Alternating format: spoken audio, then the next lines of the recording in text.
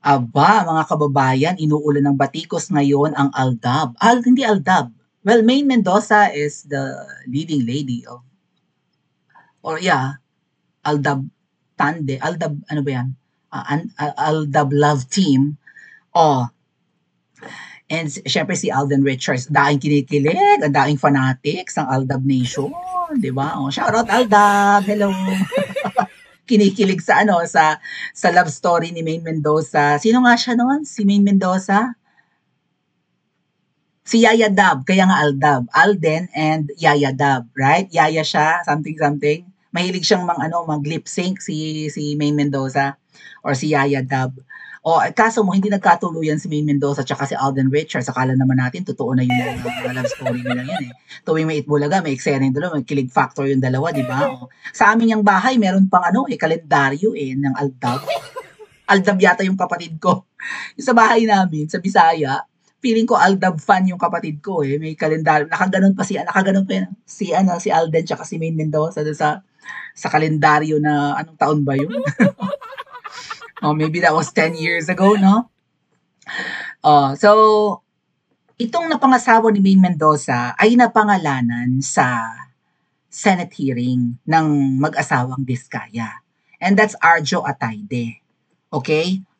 Arjo Atayde is the son of, sino siya? Yung maldita? Sylvia Sanchez. Alam niyo, tandang-tanda ko si Sylvia Sanchez, mga kuya, kasi parang nasa Maraclara yan siya, no? Or Esperanza. Yung kina Judy Ann, parang siya yung malditang nanay doon, yung may nunal-nunal, pero magaling na artista, no? Tama, si Sylvia Sanchez. Doon ko siya unang natandaan eh. At ninabot ko ba yung panahon na yun? Maraclara.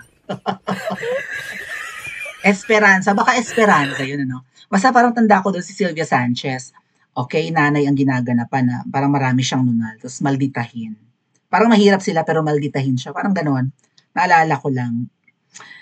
So, si Arjo Atayde, kilig-kilig na ako dito. I think nasa nasa, ano ba tong kay Coco Martin na teleserye? Hindi ako nanonood na ngayon ng TV, mga kababayan. Simula na natanggalan ng prangkisa yung Katol. Probinsyano ba yan? Sa probinsyano or Batang Quiapo? Basta nandun si Arjo Atayde. Cutie pie ito na may dimple. Ito yung napangasawa ni Maine Mendoza at hindi si Alden Richards. So, sa kasal pala ni Alden Richards at saka ni Maine Mendoza, nandoon si Tamba, pati si Tito Sen.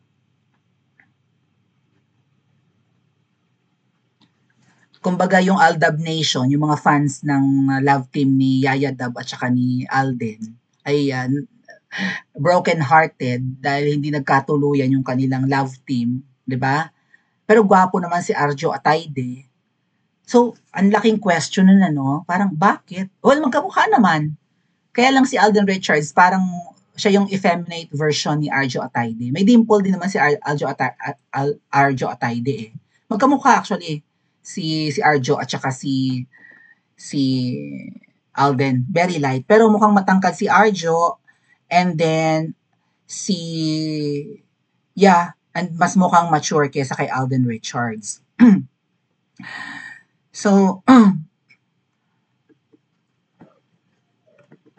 tapos, ngayon, ang sama-sama ng loob ng Aldab Nation, mga fans ni Maine Mendoza at saka ni Alden, kasi yung umagaw kay Maine, kay Alden, ay involved sa usapin ng korupsyon.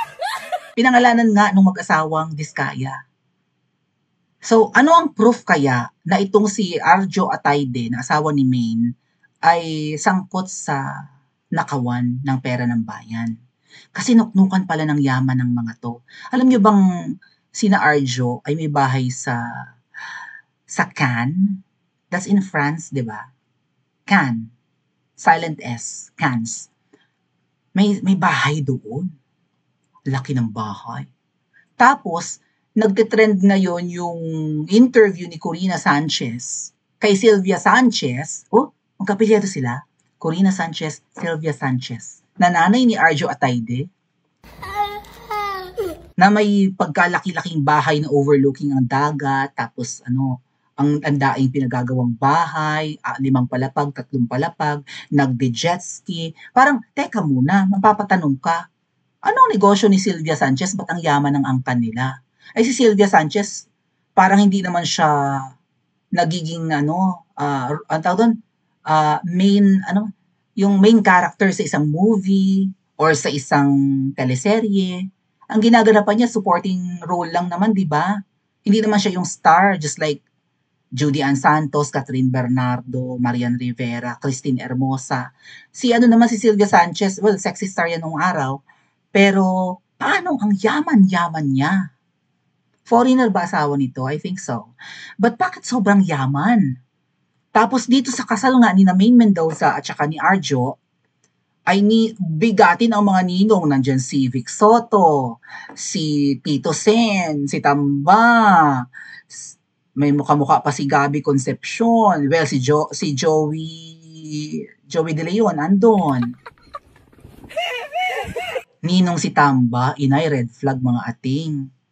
Kasi pinagtatanggol ni Maine Mendoza ang kanyang husband na hindi daw involved sa korupsyon. Basahin ko lang saglit yung post ni Maine Mendoza.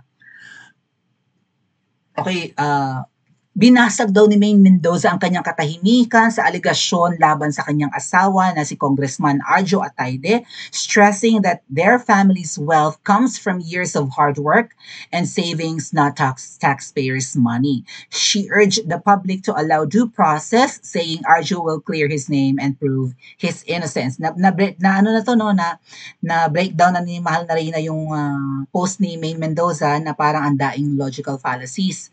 Sabi ni Maine Mendoza, "Hi everyone, I realized my initial reaction when teka, ang hirap, ang liit.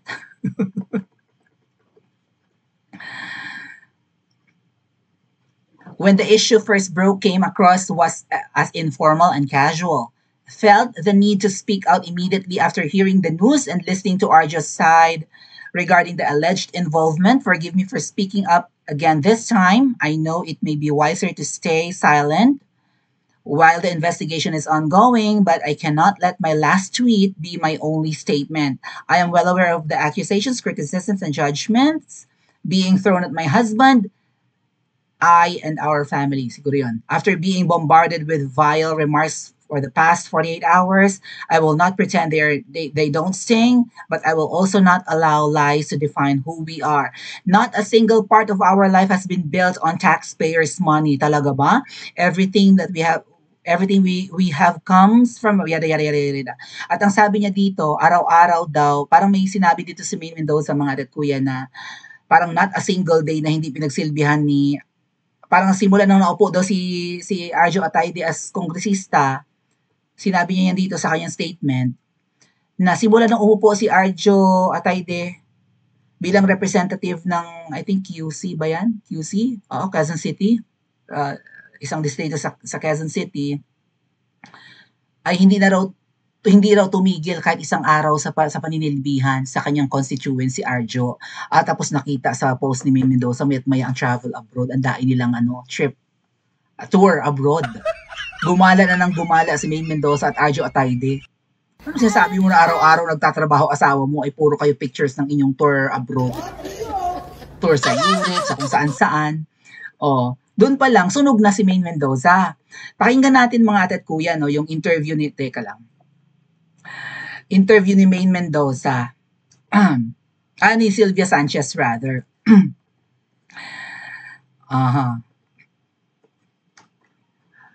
Kung mapapakinggan natin, yung interview ni Corina kay Sylvia Sanchez sa kanyang beachfront home na meron pang yate at may nagje-jet ski pa si Sylvia Sanchez. Nabuhay. 2022 ito mga kababayan. Ang pagkakalam ko, 2022 in-interview ni Corina Sanchez. So katatapos lang ng pandemic, kauupo lang ni Niwi, ang yaman na ni Sylvia Sanchez. Ano sabi? Pakinggan nga natin. Matapos ang kontrobersyal na kinakaharap ngayon ni Teka, wag yan. Gusto ko yung interview. Ayan. No, this year. Kaya? This year, yes, kaya. Really? Kaya to. Patapos na to. Nakikita ka lang kami ni Art sa mga bahay ng mga anak namin. Nagpapagawa sila ng bahay. Hindi talaga bahay namin kasi like ito na magiging kay Jella. Oo, saan? Ito, this area. So, basta you want them close. Yes. Gusto kong close sila isa't isa. Nandito Yes. lang para pag sila-sila na lang, Oo. komportable akong Yeah. pumikit ang mata ko nang alam kong maayos sila. So, dito kayo lilipat. Yes. Lagyan lang natin. Pasok. Pasok. Oh, nice. Tatlong palapag. Why did you want mo to kasing move? bahan. Maliit na yung bahay. Sa inyo. Oo. Oh, Tsaka mataas yun masyado dun sa kabila. Kasi But- 5 floors yun. really? Yes. Limang palapag. Ang gagawin mo sa bahay na yun? Isa sa mga anak ko, mapupunta yun sa isa sa mga anak Tapos ko. i-renovate. Diba? Ganun na yun eh. Yes. Wow, ang ganda naman ito. This is so nice. Aha. So, ilang rooms to, Sylvia? 6 Anim. rooms, tapos 6 rooms. may rooms, may 4 rooms sa baba. Oo. Where are you moving? Next year? But to be fair, itong interview ni Corina with Sylvia Sanchez, this was in 2022. Hindi ko sure kung si Arjo Atayde ay kongresista na noong time na yun. Tingnan natin ha. Hanapin natin. Kasi mukhang sinisearch na ngayon eh. Nanumpa siya noong June 30, 2022. Hindi kaya pagkaupo niya, umuulan na ng biyaya, tapos naging ninong pa sa kasal. Tandaan niyo ba yung kasal ni Maine Mendoza at saka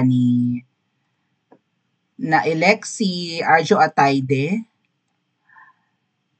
at nanumpa noong June 30, 20, sabay kay Newey. Hindi kaya months after, nakapagpagawa na ng bonggang property si Sylvia Sanchez. 2022 rin yung interview eh.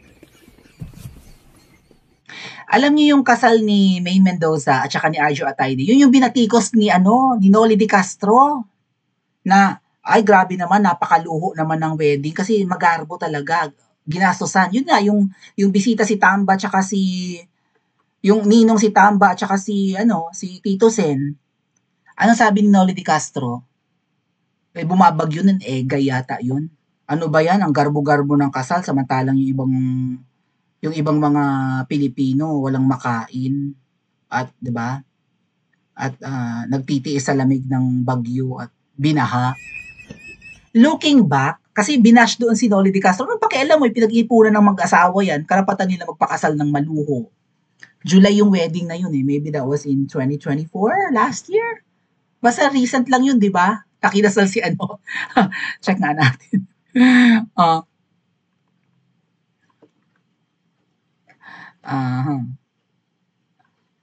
Teka lang. Kailan sila kinasal? Trimitida tayo. Kailan sila kinasal? August 2023. 1 year pa lang na nakakaupo si Arjo Atayde. Hindi kaya pinili ni Maine Mendoza si Arjo Atayde dahil bukod sa gwapo madatong. Mas madatong kaysa kay Alden Richards. Mali natin, binatikos to ni Noli yung kasal na to August 3.